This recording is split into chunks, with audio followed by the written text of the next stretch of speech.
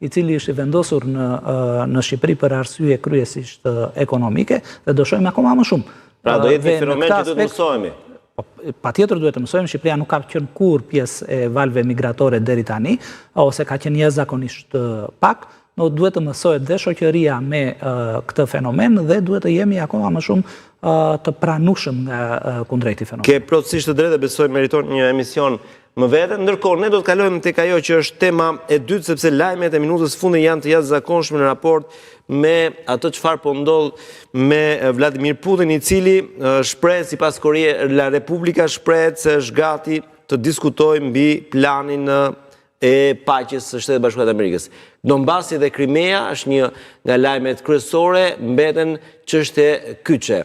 Ndërkohë, media La Repubblica i referohet në një lajmi që Gjermania ka gati një plan sekret lufte për të përballur me Moskën, e cila nga ana e saj do të ishte gati të sulmonte NATO-n brenda vitit 2029. Çfarë po ndodh me këto zhvillime të befasishme në raport me negociatat e paqes? Shikoni, në radhë të parë duhet parë cili do jetë, ose duhet para që do jetë takimi i Moskës dhe rezultati që do sjellë javën e ardhshme, që është, besoj, kyçi në atë që do jetë e ardhmja e kësaj marrëveshje.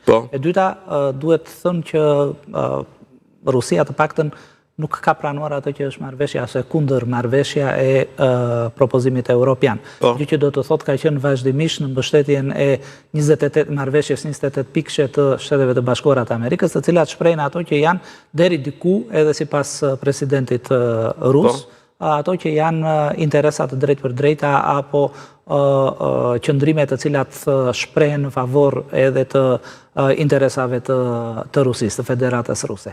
Kështu që ngelet për të parë dy janë takimet, ose dyja do jenë momentet e rëndësishme. I pari është takimi siç u thash, në Moskë, dhe dyti do jetë më pas edhe takimi të cilin do ketë presidenti i Ukrainës, zoti Zelenski, me presidentin Trump. Këto janë dy momentet kyçe, ngelet për të parë. Plani, ose do thoshja më të rëndësishmet, pikat më të rëndësishme në këndvështrimin tim e të marrëveshjes janë kryesisht 3, një shkëmbimi i territoreve. Për që ecim edhe me informacion ndërkombëtare, lajmi që jep vetë Putin, Lavrov bëhet gati për të takuar me amerikanët. Patjetër. Lavrov është një nga ministrat më jetëgjatë administratës Putin, dhe këtu besoj që do të diskutohet në raport me Krimea dhe Donbasin, që sipas Putin duhet të jenë në pjesë e tratativave ose negociatave me amerikanët. Po Krimea pak a shumë është, le të themi, në kushtetutën ruse është aneksuar prej vitesh.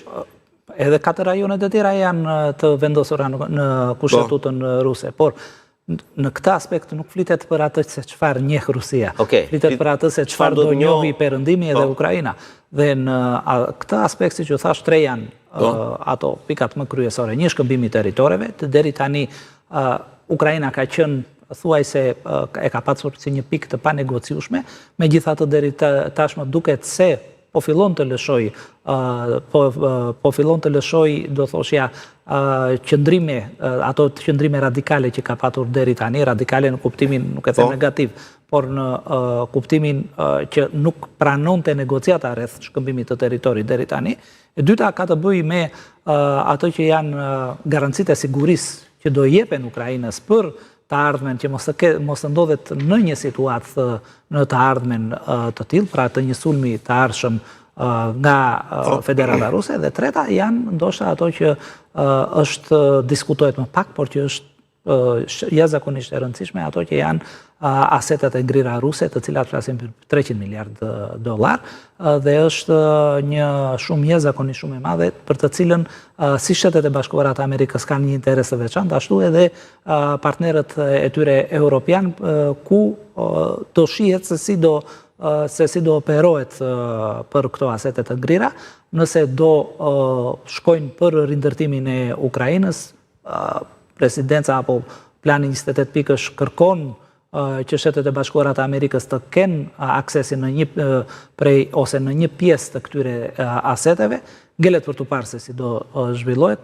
Në këndvështrimin tim, këto janë 3 pikat e mëdha, në të cilat do diskutohet dhe do ketë negociata më në detaje, por gjithmonë më e rëndësishme angelet pjesa e shkëmbimit